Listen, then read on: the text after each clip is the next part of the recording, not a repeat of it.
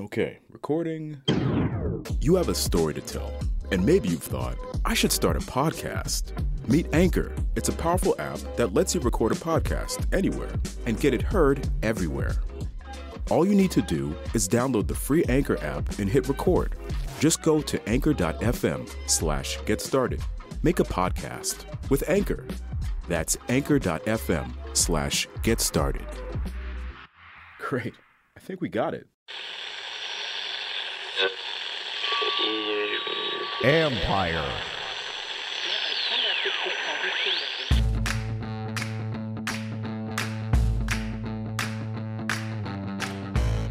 Hello and welcome to my podcast. Don't forget to subscribe to the John Keim Report wherever you get your podcasts.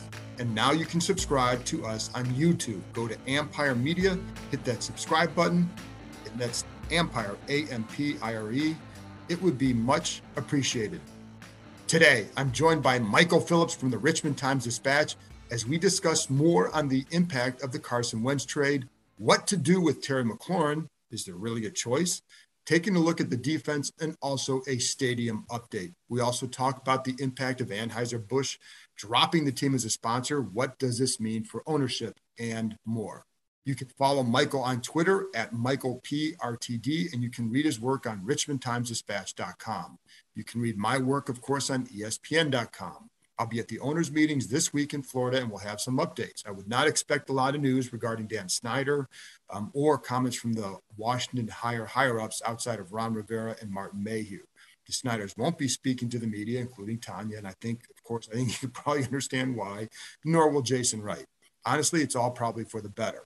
There will be a breakfast with the NFC coaches on Tuesday morning, so we'll talk to Rivera at that time. Washington still needs a middle linebacker. Nothing has changed since we last talked. Jermaine Carter, in whom they had some interest, he played for Rivera in Carolina after all, signed with the Kansas City Chiefs. Even if he had signed here, I would not have felt that the problem was solved at all. To me, he would have been a solid backup for them, and they do need that. They need depth there. But they still would have needed a true starting middle linebacker. Again, the draft has a few players at this spot who could provide immediate help, even after the first round. And again, players will get cut after the draft who can help elsewhere. Look at Charles Leno from Chicago last year. Heck, Eric Flowers was obtained after the draft. So there's a way to still get better at that point because teams see what they need or don't need and where they want to go, maybe financially or for whatever reason. By the way, Flowers may have overplayed his hand. I know people here kind of, I wouldn't say freaked out after it was cut, but certainly weren't happy about it. But he remains unsigned, and there's a reason. It's always about money. There was talk of an extension here, but it didn't go far because of what he apparently wanted. So Washington cut ties and turned to Andrew Norwell. They went from possibly having a $10 million cap hit at left guard to a $2.78 million cap hit, and I don't think we're going to see that a drop-off, if any. And speaking of the cap hit, one reason I do believe they have not made any more or any big signings is because of what they have coming up in the future. A McLaurin extension, a possible extension for Daron Payne, the defensive ends. It might be hard to keep all those players, but they're going to try. And if you want to extend McLaurin, some of that cap space this year could be devoted to his signing. It could soften the blow in future years. That would help them then remain or sign those other ends to an extension. As of now, McLaurin will count $3.045 million against the cap. Right now, Washington has approximately $12 million in cap space. They can create more by converting some salaries into bonuses for players like Carson Wentz, and that's a possibility. And even or center Chase Rouillet, corner Kendall Fuller. That would allow them to do things like add money under the cap this year for McLaurin. To me, aside from the cap, what they really need to do is add more draft picks in rounds 2 and 4. And I've said this a few times, and I'll say it again, because it's a really deep draft. And if you can't afford everyone, which it's going to be hard to do in the future, and the whole thing about the salary cap being a myth is just incorrect. There is a point where it is a big factor. So if you can't afford everybody, the way you soften the blow of losing players is by having good players ready to replace them. That's where the draft comes in. This draft has a lot of depth in those rounds, and Washington right now has a pick in the 2nd and 4th round only. If you can find a way to add more, they have to do so. Trading back, though, will be difficult, and we'll get into all that in a minute. Okay, well, that's it from me. After this break, I'll be back with Michael Phillips from the Richmond Times Dispatch. Where is this team at after the Carson Wentz trade? And what more do they still need to do? Guys, if you're looking for that extra confidence when it's time to have a little bit of fun, let me tell you about Bluechew.com. Bluechew is a unique online service. It delivers the same active ingredients as Viagra and Cialis, but it comes in chewable form, and it's at a fraction of the cost. Bluechew's tablets will help you combat all forms of ED. Plus, it's an online prescription service. No visits to the doctor's office, no awkward conversations, no waiting in line at the pharmacy, and it ships right to your door in a discreet package. The process is really simple. Sign up at Bluechew.com, consult with one of their licensed medical providers, and once you are approved, you'll receive your prescription within days, and the best part, all done online. Bluechew's licensed medical providers are going to work with you to find the right ingredient and the strength for your personal subscription. Plus, their tablets are made in the United States. They prepare, they ship direct, and it's so much cheaper than going through a pharmacy. And here's a special deal for our listeners. Try Bluechew free when you use our promo code Keim, K-E-I-M, at checkout. Just pay $5 shipping. That's Bluechew.com, promo code Keim, K-E-I-M, to receive your first month free, and we thank Bluechew for being a sponsor of our show. Welcome back. Now here's my conversation with Michael Phillips of the Richmond Times Dispatch. We're back with America's podcast guest, Michael. Thanks for coming on. And first of all, let's start. We're going to the owner meetings this week, but I want to start with the moves that have happened. I haven't talked to you, or at least on here, about the impact you feel about Carson Wentz. What do you feel the impact of that move has been? Well, it buys you time to figure out what you want to do. In a very best case scenario, he's the answer, and he's the answer, and you give him a long-term deal, and everybody's happy, and you live happily ever after. I tend to believe that's not going to happen. Now, look, he's shown he's played at that level before. It's on tape. You can see it. I don't even buy these character issues that's going to be a major thing either. I just think this is a guy who's been through a lot of injuries, has played a lot of football, and sometimes it's tough to regain your form after all that. We've seen that so many times over the years.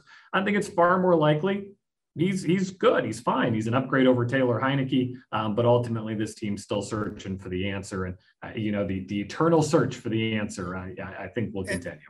And I think I agree, he's an upgrade. And I do agree too that sometimes those other issues pop up when you're hurt, because there are other quarterbacks who have played well in this league who have similar issues. They're just really productive. So it doesn't come out the same way. So what level do you think adding him gets this team to? If they're healthy, if they're relatively healthy, because nobody's ever fully healthy, relatively good health, what level does he get them to, do you think? I think it's fair to expect a playoff appearance next year. And I know that's a lot to put on a coach in a very competitive division. Let's call it what it is. People love to rag on the NFC East, but I think the Giants are going to take a step forward. I think the Eagles have a lot of talent on that roster. And obviously nobody's going to say anything other than the Cowboys need to make the playoffs next year with that group they've assembled. But I don't think it's an unfair expectation to put on these guys. Look, we can say whatever we want to say about the offense, but this defense underachieved for large portions of the season last year. It's a group with a lot of talent. And I think to me, the big storyline next year is not Carson Wentz, but the big storyline next year is, can this defense hit that next gear, that elite level, and win games week in and week out? Because they should, because you spend that many draft picks, that much time, that much action on a defense. I think they need to come deliver at a higher level. And I think Carson Wentz allows you to feel better about that. The game I keep referencing back is that game in Denver last year, where Chase Young makes, for my money, the individual play of the year. Late in the game, the Broncos are running out the clock. All they have to do is run out the clock, and he still gets in that backfield, snap, forces a fumble, forces it, their ball all of a sudden, chance to win the game, and Heineke can't deliver the win. Wentz is going to deliver in that situation. You bring in a guy of that caliber, he's going to win that game for him. So it's about making sure when your defense goes elite, do you back it up with a good enough offense to take advantage of it? And I think there's a few games they would have won with the better quarterback play. But with the defense, I have theories about what they can do to be better and what went wrong. And as you know, all those theories are accurate and correct. So, but I'm curious, what do you think has to happen for this defense to take that next step? Or not take the next step, but get to where we think they should be? I think there's still a lot we don't know about what happened in that room and the dynamics of that room. And obviously, I'm not going to suggest guys were punching each other Jonathan Allen style all year, but there was very clearly a gap between what that unit looked like when they were all working together as one and what was happening when they were all trying to freelance and make plays. And it went off the rails. Whether that was self-imposed pressure or lack of response to coaching, I don't know what the answer is to that. But this was a group that when they hit their stride, you saw it for a few minutes. It's a group that could communicate well, make plays, be dynamic from the front to the back. But this was also a group that when they started looking out for themselves, it unraveled quickly. And it's funny because individually at times the play was really good. It's just that as a group, they didn't always work together the way you need. And, for me, like, you've got to find that middle linebacker. You've got to find the quarterback of the defense for them to me, take that. That would be a big step in the process. But that's assuming that the defensive line produces, at a level that we think they should. So that's where. Yeah, with Ioannidis and Settle leaving, it's certainly a very interesting question is how that'll impact the unit as a whole. Those guys both really punched above their weight class there for being backups. That was a luxury to have. It's a big loss. I think, to me, the big loss is Settle, mainly because if you knew you were going to cut Ioannidis, which they did before that point, you gotta work hard to keep Settle. I always thought very highly of Settle. I think he's going to be a really good player in this league. That's not a hot take, a lot of people saw that, but I'll join you on the correct train by saying it out loud. And then you look in the secondary and, what are you going to get out of St. Jude in year two? Are you going to get a step forward there? Is Kendall Fuller maxed out? Is he hit the level he's going to give you? I'm inclined to believe he is. I don't think he's ever going to be Wheaties box guy. I think he's just a solid NFL corner, but how do you make sure the rest of the unit plays to make sure he's in a spot where he needs to be to make plays? I kind of like that as a scouting term. You get like blue chip, they get the red mark, or is he a Wheaties box guy? I think that's they don't have enough Wheaties box guys here. Well, they got a lot of guys who think they're Wheaties box guys. That may be part of the problem. It's the giant brand Wheaties box. It's not the regular Wheaties box. That's the problem. But to your point, though, there you go. But to your point, though, and I love Kendall Fuller. I think he's very smart. If he is maxed out, he is a good corner. But do you need better play from that spot overall? And that's where even at 11, there may be a corner there who I know Fritz Moot loves, Derek Stingley, and I don't know that Sauce Gardner will be there, but, is that if right now looking at this roster, is that an area you would go first, or is there some other area you would go there? I know it sounds crazy to say defense. Look, if we're saying offense, we can say wide receiver, and I think it's a reasonable thing to say and a great position to add at. It's certainly the way the NFL's going. Nobody's gonna argue with you for adding a receiver. But I think, look, you've built your identity around this defense. There's still very clearly holes there that need to be filled. It would sting to go middle linebacker again a year after going linebacker. That's a tough swallow your pride moment, but it might be the way to go. But there's a lot of secondary talent out there. Obviously, you mentioned a couple of guys at cornerback. Is it the Notre Dame safety who's getting a lot of run these days?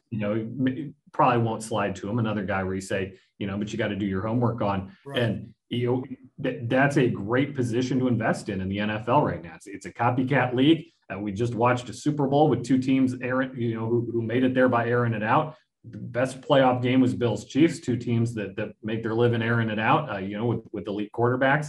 You got to be ready to defend that. And if you're going to build your identity around defense, I think it's a reasonable way to go at number 11, setting the quarterback discussion aside, of course. And I think it also, to your point too, I'm all for adding another receiver. I think I definitely would if they're there. This is a really deep draft at receivers. I think the other thing you have to take into consideration when you pick an 11, what position offers most value at 11? First of all, take the best player. And if it's whatever, if it's Drake London, Garrett Wilson, whomever. But you can also say is there a difference between the receivers here that big compared to the second round as opposed to cornerbacks, or if Hamilton falls there, I mean, to me a tremendous pick. And I think, like, to your point with the secondary, that big nickel, the Buffalo nickel, is a spot they want to continue playing. And right now, I don't know that they have that guy to do that. I don't know that he would be that guy either, but that's something they want to continue. John, as you know, the thing about picking number 11 is you have more than one hole you can fill with that selection.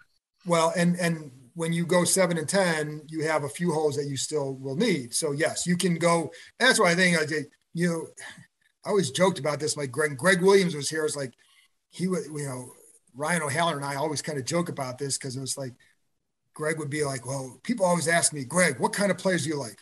I like good football players. Well, yeah, of course. Who doesn't? But the point is you add the better. If you want to be a good team, you add the best talent and the best players. So at 11, that's what you do. Have you writing quarterback off the list at 11? No, me personally, no. Like, are we reporting that they probably won't take one? Yeah, I think everybody's saying that we're certainly all leaning that they won't take one. Would I personally take quarterback off the board? Absolutely not. If you like one of those two, Pickett and Willis, I think, are your two that you're looking at there in that spot at 11. If you like one of those two and they're there, I think you take them. And just setting aside all the other considerations, it's the most important position in sports. So if you like a guy, I don't see any reason to ever not go get him, aside from some kind of, Aaron Rodgers fit that's going to happen, where you got to manage egos. You should always take quarterbacks if you like. Now, do they love them? That's the question. I don't know that anybody's like falling head over heels with anybody at this point in the game. But if one of those guys is sitting there, and I don't think either of them will be sitting there, by the way, but if one of them's sitting there and you like them, I say go get them. My thing with it too, though, you just got Carson Wentz. You want to show commitment to him. By taking a guy at 11, what message does that send? And is that important? To me, no. If Carson Wentz is the kind of guy who's going to get rattled by that, I want to learn that as soon as possible so that I can start moving on. I understand what went down. I would want to know that before I make that trade. I understand what went down in Philly, but I just don't see where on the Carson Wentz resume he comes in untouchable. Look, he's the starter over Taylor Heineke. He's an upgrade over Taylor Heineke, but is he untouchable? I don't know, man. I think if you can upgrade, you keep upgrading there. That said, we go through this a lot of years in the draft where it's, the quarterbacks aren't good this year. Don't worry about it. And then boom, they're gone right out of the gate. There's teams that move up, teams to get their guy. The other thing is, if one of those two is still on the board at 11, I think you're at least fielding calls on a trade because that's where your value is going to be. And I think that's the hope for them, is that they're there, which is why I think they're going heavy on these pro days. Sometimes, like, as you know, and you were at Malik Willis's pro day, so that sometimes these teams go there for a lot of – whoops, I just threw a pen in the air. How's that? They go there for a lot of different reasons. And it can be – obviously, you want to get to know the guy. You want to get to have a comparison. Like, if you like Desmond Ridder in the second round, you want to see how he compares to Malik Willis, to Kenny Pickett, to get a better, accurate judgment. But you also want other teams to know that maybe you're interested. So if they want to get this guy, then maybe you got to move up. And I think, that's where, like, can they entice Pittsburgh to jump to 11 if they really want Malik Willis? So, everybody's favorite thing is trade back in the draft. Yes. You got to trade back in the draft. You got to get more picks. There's a reason more teams don't. And that's because every team knows It's a good thing to do. You need a buyer in order to be a seller. And in most years, that's not there. But if one of those two were still on the board, I think it's the rare year where you would have the potential to be a value seller, move back and say, hey, this is a good opportunity. So what kind of, going back to earlier with Wentz and all that, and need to be a playoff team, what kind of pressure does this put on Rivera to produce that? Yeah, and no pressure that didn't already exist. And I think that was part of his offseason. And, we can, I guess, parse the language, but I feel like he maybe blew up the balloon a little too much here in terms of we're going to chase these elite quarterbacks. We feel we're on the door. He's making his sales pitch to those guys directly.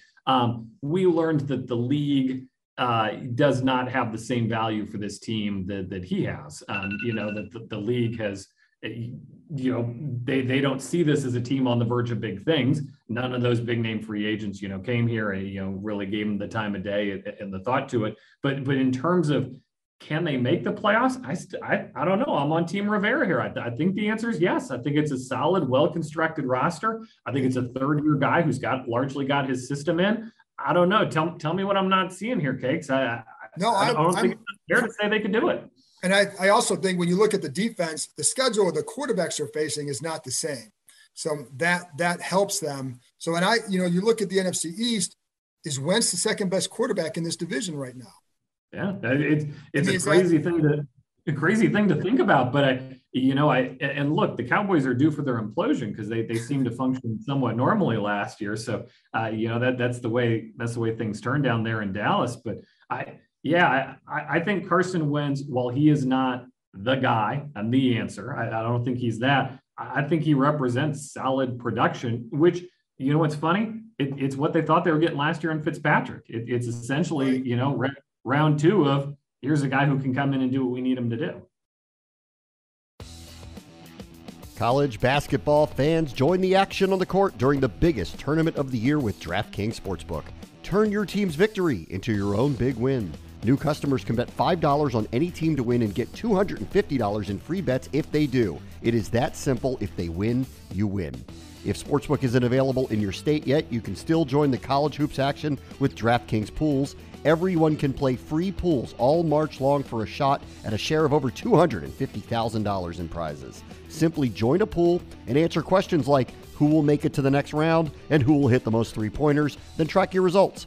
Download the DraftKings Sportsbook app now. Use promo code KEIM, K-E-I-M. Bet $5 on any college hoops team to win and get $250 in free bets if they do. If they win, you win with promo code KEIM this week at DraftKings Sportsbook. 21 and over, restrictions apply. See show notes for details. When I talk to people about him, I know all the flaws with him. We all know that. But if they got the same production out of him here, I think compared, like the Colts are measuring him against Phillip Rivers. Do you know what I mean? And Andrew Luck and guys like that. And they just went out and got themselves another elite quarterback. Right. It's insane. Right. That's going to lead to another question in a minute. But like for Wentz here, he doesn't have that same level of comparison to previous years. I mean, we're not talking a bunch of Pro Bowls or Hall of Famers who have traveled through here in recent years. No, look at Denver, man. Denver courts Aaron Rodgers, like really wants Aaron Rodgers, all in for Aaron Rodgers. And you don't always get what you want in life, John. And they had to settle for Russell Wilson. What a world that must be. Indianapolis, like we've got a Carson Wentz, like this is nonsense. This is an unacceptable level of production. Go get me a Matt Ryan, just call and get whoever we're going to get. Like they don't play in that world. Like, and we haven't seen that in so long. I do think he'll be more appreciated here than he was there for sure. And the other thing is to get those kind of guys, because first of all, do you think that the Ryan moves and all that, would that have altered how you approach, if you were Washington, how you would have approached the Wentz trade? Would you have waited and get in the hindsight, or do you say like, this wasn't going to happen here, it doesn't matter, they had to make it then? This wasn't going to happen here. And here's the message that the fans need to hear. And the Falcons said, this is Stafford last year, Ryan this year. When you have those guys who are the core identity of these teams for a decade or longer, the team wants to do right by them. They don't want to send them out, to blow out their knee in FedEx Field in week 2. They want to get their input, do right by them, send them to a place where they want to be and are appreciated and, can come back and have a jersey retirement night down the line where there's no hard feelings either way. It wasn't going to happen. Teams are not sending their guys here because guys don't want to come here. And we could do a 3-hour-long podcast diving into why that is. And I think very little of it is Ron Rivera's fault. And I think it's a frustration of Ron's that we hear it so often. Guys, I don't want to talk about the past. Guys, we're looking forward here. We're looking forward into the future. I understand the frustration, but we've been here, man. We've seen it, and we know why that exists. And, by the way, a 3-hour podcast, our friend Ben Standig would call that part 1. So, that's a warm-up. That's just a warm-up there. That's his opening monologue. So, but shout out, Ben. But along with that, like my theory and my contention has been, this is one area where Wentz can help them. If you can go out and have a couple of 10-win seasons in a row, win a couple playoff games, does the perception then change? Does in a couple years, are we looking at something different if they're able to go do that? And it's got to be a couple years in a row. Oh, has to be. And I believe Ron is well liked in league circles, and certainly he's bringing a lot of juice to this. I think it's everything else around the franchise that's not. So yeah, if you could go back-to-back 10-win seasons, absolutely. I think people would refresh how they look at it. But I also think, this power in Ashburn is directly proportional to what you happen to be producing that day. Right. Ron has power now. Ron runs the place. But if Ron were to put together back-to-back 10-win seasons, he would be Gibbs-like. He would be fully untouched. Like you run 10 back-to-back, you can do whatever you want. It's a dynasty here these days. He would call 100% of the shots in that building, and that would ease people's fears too. Of like, am I going to send my guy there? They have a bad year. The owner overreacts. Ron's gone. He's in a bad situation. Like you string together a couple 10s, you're untouchable. And I also think players want to see. Because it's Denver. Russell Wilson picked Denver where we don't even know who the owner is. They have a new coach, but because they have won in recent years, the perception is that they're going to do it again. And they do have a good roster, so I don't blame them there. But that's why I say, I think players also need to know, the Bengals are now attractive for players. And it was why, because of Joe Burrow, because they won. So players want to go where you can win too. And if they show they can win, at least to that point, 10 wins, 11 wins, again, win a playoff game or two, then I think the perception starts to change, I think. Yeah, look at Tyreek Hill in Kansas City. If these guys had a talent at that level, they would never, ever trade him. The Chiefs can have that confidence of look, we'll just call another good receiver, tell him come play with Patrick Mahomes. That's a draw. Right. Speaking of that, because I wanted to get to that, what do you do with Terry McLaurin now? Because look at where these receivers are going, and you can't lose Terry McLaurin. But my God, the money. You have to pay him. And let's set the football aside for a minute. He's really good at football. We both know that. But let's set the football aside for a minute. This is a franchise that is working hard to convince the ticket holders and the fans, we hear you, we are changing for you, we are moving in a more fan-friendly direction. Talk to any fan. What do they want to see? They want Terry McLaurin here for the long term. Terry McLaurin has it. He's got all the leverage. You have to hand him a blank check and say, fill in your number. Fine, it's a lot of money. We'll do it. But you have to find a way to keep him here, because if you continue this trend of, Sheriff leaves and Cousins leaves, and now, if you play this tag game with McLaurin for a couple of years and he leaves, the fans see that and react negatively to that. Fans want to know that when they fall in love with this guy, they will be able to root for him for the next decade and buy a jersey and feel good about it. And, I one time ESPN handed me a blank check. I gave it back and fill it out, and they erased a couple zeros in the decimal points. Didn't quite work out for me. But the hard part is, if you just strip away, I agree with everything you say about McLaurin, what he means to the franchise and the fan base. And you can't afford another hit with them. You just can't. They've been through too much. But the flip side is, from a talent standpoint, our receivers getting to the point where it's hard to pay them that much, because the draft keeps producing really good classes. But as we've seen around the same round, it's been Antonio Gandy-Golden and De'Ami Brown, who are not Terry McLaurin. So it's not like it's a given just because there's depth. But I'm with you. McLaurin means too much to this franchise. You would be really hard. I think you can't. If you want to build with the right guys, he's the right guy. And I think that's, so two more things. I know you got to go. Do you have a stadium update for us? What's going on there? It's going to be a very interesting week and a half there. So obviously owners meetings, of course, the stadium committee will meet. So I'll be curious to see if any updates come out of that. Virginia was such a far and away clubhouse leader coming into the legislative session. They put $1 billion on the table, and look, nobody's coming near that. The word is not going to be $1 billion when they're done with it. And I think a little of that is the legislators kind of got spooked and said, shoot, are we negotiating against ourselves here? I think it's still going to be a really good package when it comes in. I think April 4th is the day for that, when that finally comes back in. I think it's still going to be half a bill, which is still, Maryland's sitting on $200 million. DC sitting on, maybe we'll get our act together someday. So it's still a winning number by a large margin, but it's less of the jaw dropper that it was initially. So I think it puts those other two back in play. But I think Maryland pushing the FedEx Field site is ultimately a negative for them too. I know it's easy to build on that site, but setting aside the railings and the fire extinguishers and all that, like, it's still a bad location, and a bad location to reach the Northern Virginia fans, and a bad location in terms of proximity to Metro and traffic and staging night games. Monday night games have always been a disaster there. It's a bad location.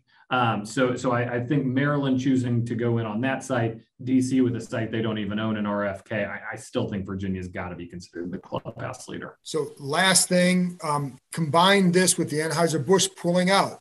And, people can infer why they did that. They didn't give the official statement. They didn't say anything on there. You can make your own inferences, whatever.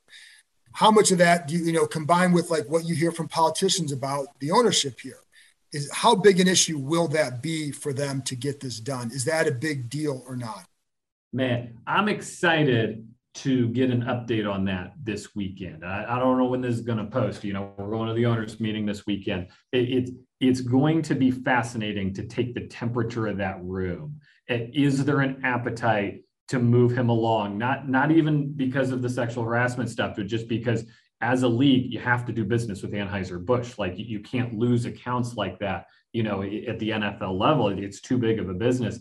I am very curious. What is the vibe among those other 31 owners? Is it, this is a breaking point, we've got to go, which was the Florio report before the Super Bowl, that the mood was turning on Dan? Or is it, we are very mad at him and will continue to let him know we are very mad at him? I think that's it.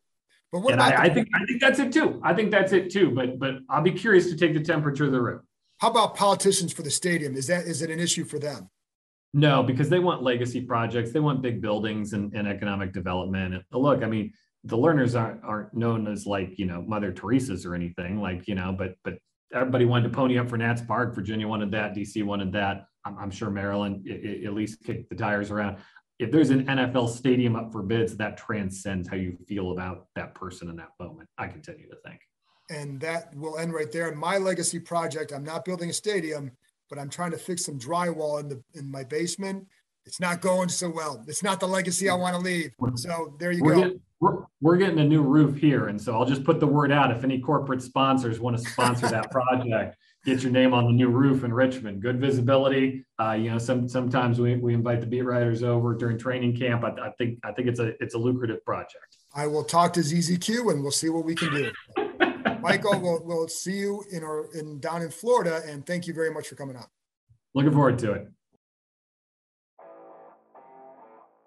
That's it for this episode. Thanks to Michael for joining me, and thank you, as always, for listening. I'll be back with another episode on either Tuesday night or Wednesday morning. I'll talk to you next time.